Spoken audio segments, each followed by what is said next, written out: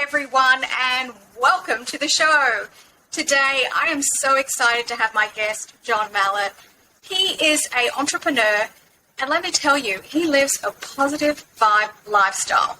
So, let's get down to the interview. Hey, excited to be here. We're finally connecting. Hey, and you're so welcome to be here, John. I've been so excited to have you on this interview, and I just want to jump into the first question because I know there's so much to cover here. But my first question is, you live a positive lifestyle, and that's just so real. As long as I've been connected to you, I see so many positive things about you. And I just want to know, what does it take? Like, what do you do, maybe even on a daily basis, to maintain this positive vibe? Well, it's incredibly intentional. There's no doubt about it, because I am prone to negativity. I'm prone to depression. I'm prone to, really being down on myself. I think once I get in my head, I start talking to myself. It's interesting. I don't talk to myself positively. So every morning is when it all begins. It's having a daily method of operation that I stick to. So the mornings are the key time. Of course, the gym. You want to get the endorphins going, get the blood pumping. That helps. And then my wife and I, we have our routine where, we read Solomon. We're reading out of Proverbs every day. We've got some other reading that we do around the business, and we're looking at our goals and our plans every single day. We do this to get things rolling right, to get me in my head properly. And then that sets the stage for the rest of the day. Because you know how some people, like, if it rains outside, they're having a bad day. If they stub their toe on the bed, for the rest of the day, it sucks. So, and that used to be me. And I made a decision many years ago that I cannot live my life based on the environment, that I've got to be the person that changes the environment, that the environment changes because of me. So for the last, probably 20 years now, that has been the focus of every day, starting out intentionally. And positivity is more fun, by the way. When you're happy and you're smiling, you attract more energy into your life. Energy builds momentum. Momentum brings you money. And then the cycle continues, and then you stay positive. So that's really what I do, is focus intentionally every day to make that a reality. So the thing is that this doesn't just happen overnight either. I mean, what you're telling me is that there's effort right from the minute that you wake up in the morning. You're doing a spiritual practice. You've got certain things that you do, that you go through to make yourself in a positive state of mind and vibe, basically. Yeah, 1,000%. Some people just seem like swans on the lake, man. Like, I don't know, they just seem like they just got it naturally. I was more like the ugly duckling, man. Everything, I had to work on everything. I had to really focus in. Even the books, personal development. I was in a drug rehabilitation facility where someone came into my life and really helped me focus on the things that I should focus on. Because I was so focused on negativity. I was so focused on woe is me, life sucks, the teachers suck, the schools, the justice system sucks, the political, all this stuff. And I blame. And I had someone hold the mirror up and said, look, man, it's you. You made an appointment to be here 5 years ago. So all the negativity in your life, all the things that are not going well, that's you. You can blame whoever you want, but in the end, it's you. And that made a huge difference. And when I read the book, How to Win Friends and Influence People, which he gave me, it was my first introduction to that type of information. It really opened up a whole new world to me. I didn't even know this stuff existed. And Les Brown, who I wrote a book with, years and years ago, he said something that has stuck with me forever. He said, once your mind expands, it can never go back to its original dimensions. So now, even if I try to be negative, or I try to, woe is me, my mindset is to the point where it really messes me up, because I know that's not the state that I'm supposed to be in. That's not the state that's gonna, move me forward or get me to the goal. So it really, matter of fact, I think it has a magnifying effect where, I know that I've got to stay in this zone on a regular basis, and I've had so many great results come from it, that now I want to be there. I want to wake up in the morning and jump out of bed and be ready to go and get things started. So yeah, it takes some work, but it also starts to become a habit, and that's a big part, is creating the right habits that lead that, and then it creates a cycle of success. It's amazing to listen to you, John, because I have to say you have so much energy. and I know that you take quite a holistic approach to life. I mean, you always have a lot of energy, and that even comes through. I have to say, even in your social media, it comes through that you're full of energy and vitality and positivity. And I know that you're very into also, keeping healthy, eating healthy, working out, all those things. So that, do you think that that's really also part of your success and everything else by taking this holistic approach? Oh, 100%. If you're not eating right, just think about the difference between eating a Big Mac and a salad. Think about how you feel an hour later. There's a big difference. And when you're not eating right, you don't feel right, and that lowers your energy. And again, if you don't have the energy, you're going to have a hard time accomplishing your goals. You're going to have a hard time keeping your commitments. And I've seen so many people that seem lethargic to me, and I see the results that they get. And a lot of times it comes back to the food. Well, like for me, it was always, what am I putting in my mind? What am I putting in my body? Because those are the two things. People get so focused on money. I had a mentor, billionaire Paul J. Meyer, who one time said, he said, look, if you sacrifice your health in the pursuit of money, one day when you get the money, people lose their health and they'd be willing to give up every dollar they ever made to get their health back. So it's like, you don't have to do that. You can create some balance right now. We call it simple disciplines over time. So it's not like you have to have these I didn't have this major shift. You can get up, and if you can't do 50 push-ups, well, you can do one push-up tomorrow morning and start the process. You know what I'm saying? Walk around the block. Go out in the sun. I know we've been on lockdown in a lot of places, but I'm telling people, just walk outside, get some sun. It's hard to be negative when you walk outside and the sun is shining. Well, not everywhere the sun is shining, but you know what I'm saying? You got to move around. You got to get movement. That movement, creates that momentum. And again, for me, it always came back because I really thought money was the thing that would make me happy. And it's interesting because when I first got money, it didn't make me any happier. Matter of fact, it put a lot of pressure on a lot of areas, and a lot of people showed up in my life that were not great influences. A lot of people were there for the wrong reasons, and I just was ill prepared to deal with it. But after a while, I started to get these principles down. Then I became very principle centered. I knew exactly who I am, whose I am, where I'm going, how I'm going to get there, and I never deviate from that. And that also keeps me from riding that emotional roller coaster ride that I see so many people on. I got long answers for your short questions.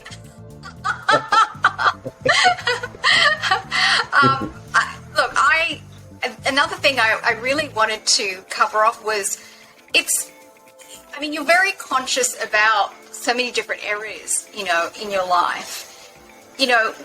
Was there a time when, you weren't so conscious? Now, this whole holistic approach is just amazing, but, you're very conscious of, how you start your day off, living by certain principles.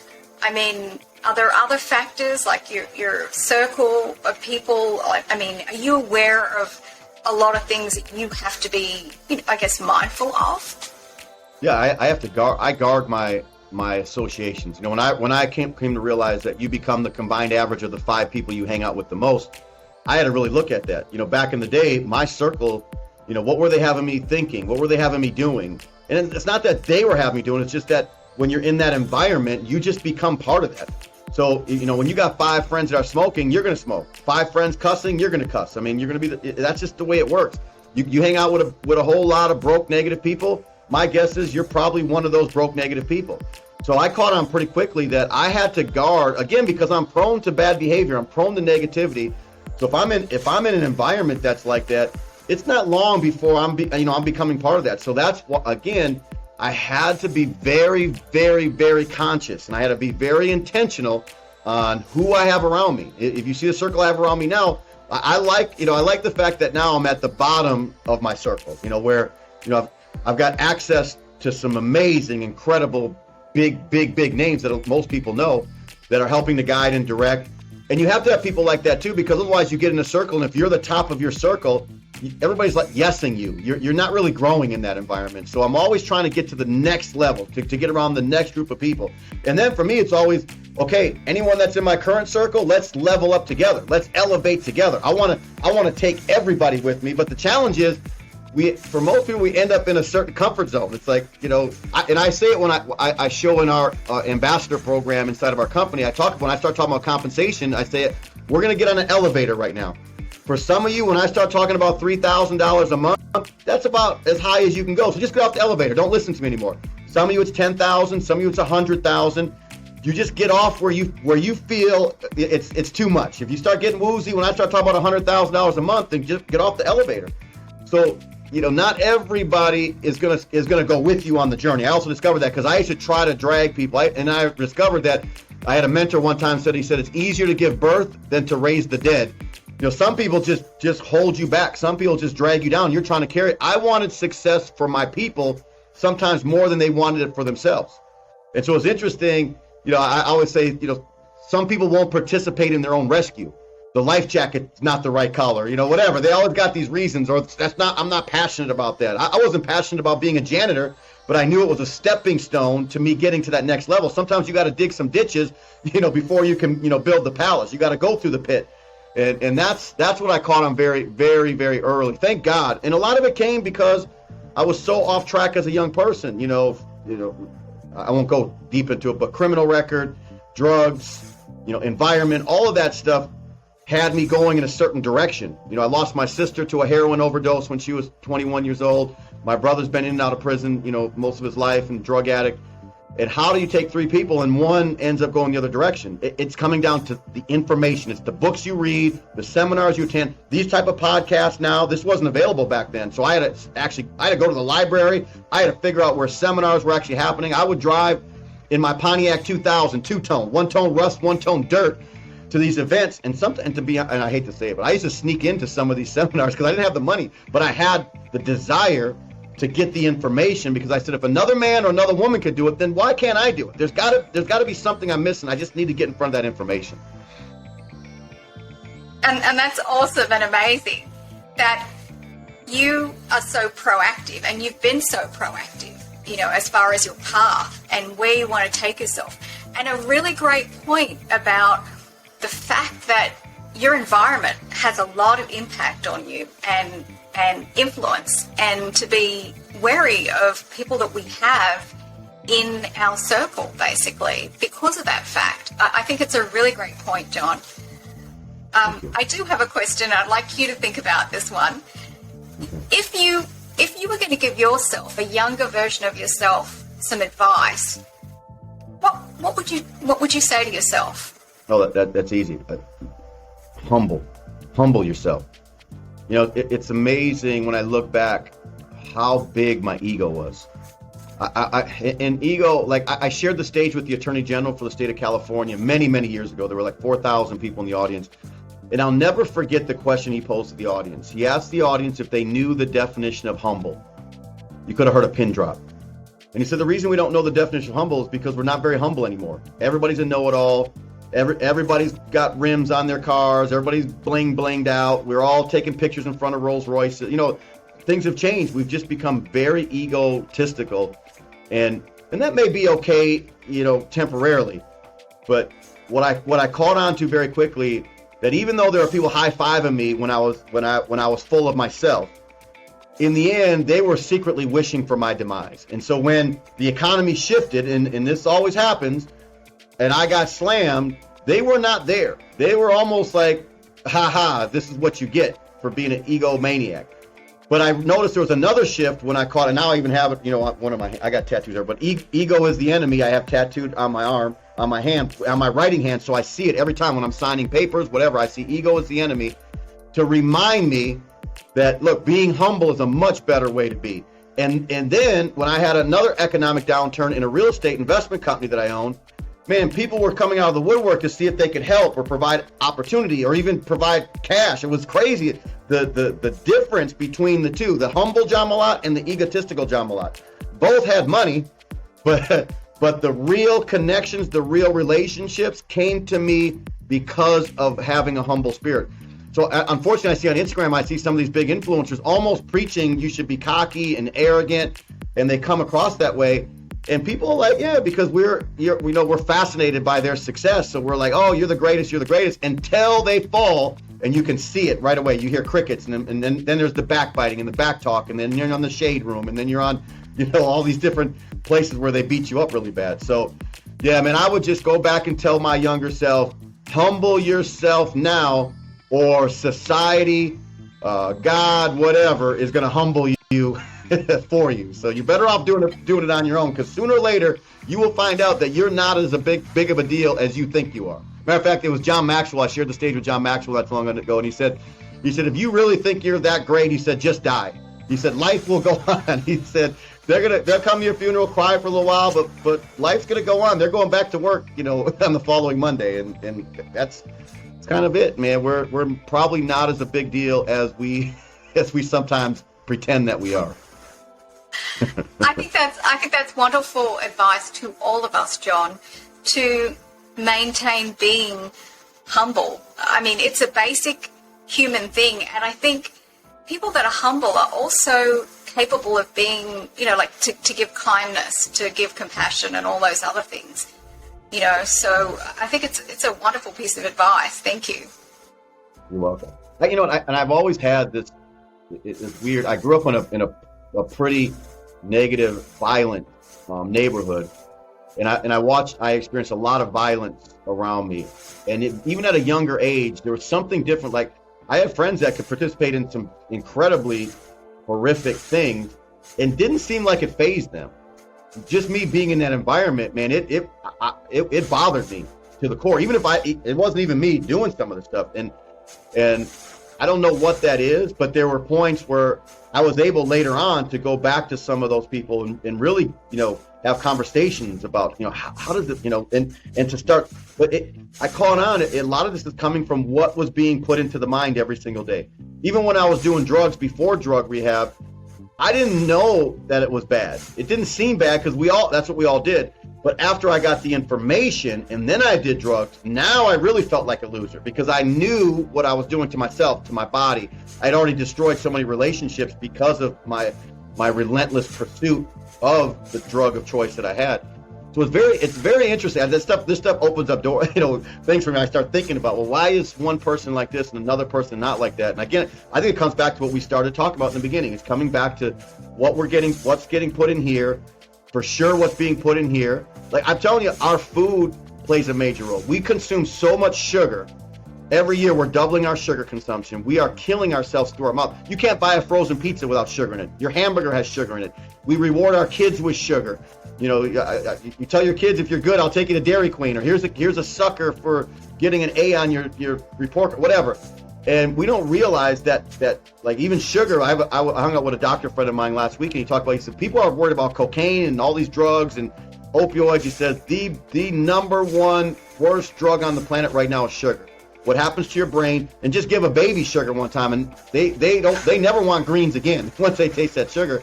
And we are now consuming it on a crazy basis. I just saw another statistic from a medical group that said if you were born after the year 2000, your lifespan is 11 years less because of carbohydrate addiction, sugars, processed foods, all these different things. And it went on to say, who's to blame? Parents, teachers, coaches, all of us. And we keep perpetuating. That's why when I built a health and wellness company, I said one of the main things I'm going to do is I'm going to cut. That will not be it. Maybe our products won't taste as great, but I'm not selling candy. I'm selling lifestyle. I'm selling health and wellness and moving yourself to the next level. So all of this stuff is connected, yet we don't connect it. When I hear the money gurus, I don't hear them talking about this stuff. I hear them say, no sleep, don't sleep, charge the hill, all this stuff. And I'm like, look, if you don't get some sleep too, it's just a matter of time before you're going to be done. I see these 20-year-olds that can't run around the block, can't, climb a flight of stairs because they're eating wrong. They're pounding, sugary energy drinks, too much coffee, all this stuff. And they're wondering why they hit a wall. Anyways, I got off track a little bit there, but it's a big part of my passion and my beliefs on how you get to the next level. And after I turned 50 years old, I'm like, I want to be around for a long time. I want to see, my daughters, get married and build big businesses, and I want them out on the yacht with me when I'm 90 years old and I'm jet skiing. I want to be around. So there's only one way to do that. You got to put these pieces in place early, or my mentor used to say, regret weighs tons, disciplines weigh ounces. So if you can practice some simple disciplines every single day, you can live an incredible life. But if you're every day eating the Big Mac instead of getting some healthy food in, that one Big Mac's not going to kill you, but a combination over a period of time, you wake up like, dang, look at my waistline, look, I'm slower thinking, and all these different things happen. So again, it all ties together. I went off on a tangent again. It's all great information. It's all great information because it all brings everything together. But I do have a question. Basically, my question is, if you had to pick somebody who, like one person who would be an inspiration for you, who would that person be? Oh, yeah, that has changed over the years. So, it's interesting because the early days I had a mentor named Jim Rohn. He was such a massive inspiration to me. He was someone who convinced me that MLMs, network marketing, was a great place for a guy without an education, even though everybody around me was putting him down and talking crazy. And here was a guy who was Tony Robbins' mentor. He was, he's probably one of the greatest philosophers that ever lived. So many people were plugged into him, didn't even know where he made his money from originally through network marketing and multi-level marketing. And so he was such an inspiration because he broke through so many barriers and got people to change their thinking and got me to change my thinking and got me to understand that service to many leads to greatness. But I'll tell you today, and it's weird because my biggest inspiration right now is my wife. My wife is much younger than me. I'm the beauty, she's the brains, but she's a powerhouse. Like, she is so committed to being better every single day. And I love that because I see so many people today just kind of maybe giving lip service to it, but I see her every day. She's committed to making sure that our family's on track, making sure that we stay on point, making sure that we eat right, making sure that the fitness is a big part of what we do. She's got this incredible hunger for spiritual, the spiritual side of things. So all these pieces come together. And if you look at us from the outside, we've had like the Daily Mail's written articles about us. We've had all these different things go viral. And they come at us kind of negative because of the age gap and the racial differences. And I don't think people really understand the powerhouse she is. She's highly educated, where I'm a high school dropout. All the things I'm not, she is. And so I don't even say it to her often, but you bring it up. She really is my inspiration. I'm learning more and more about how to be relentless. I've always been relentless. I was relentless in my pursuit of drugs. But she really is relentless in this whole, like you said, holistic approach to having a better life. And then contribution. She's always trying to figure out ways, how can we contribute more? How can we contribute to our snap, active lifestyle family and our community? And it's a heart for other people. So she's the real deal. I mean, I definitely recruited up when I married Najla. She is for sure right now my main source of inspiration. That's just wonderful, John. And it's been really delightful having you here on the show and learning even so much more about you and your thoughts and how you are putting this all together, because I know a lot of people just, they look at maybe you're a success in your Instagram or, a social media account, and they don't really see all the work that is going behind all this, to become successful, to be positive, to always put out, good vibes. And it sounds like it's a powerhouse between you and your wife as well, that you have that support and she has you, and together you've created this an amazing life. And I think this is a wonderful way to end our interview. And thank you so much for your time. It's just been such a pleasure to have you on the show. Oh, it's my pleasure. And I'll just say, I love what you're doing.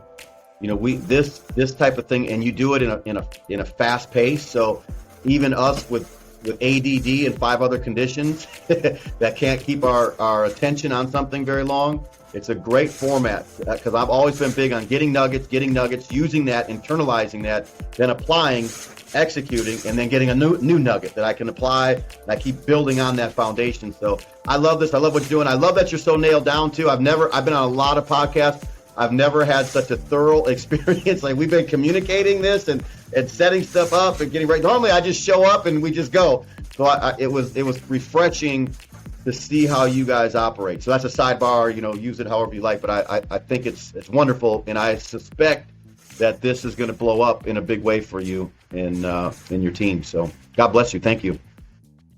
Thank you so much, John, for coming on the show. Anytime. So that's a wrap.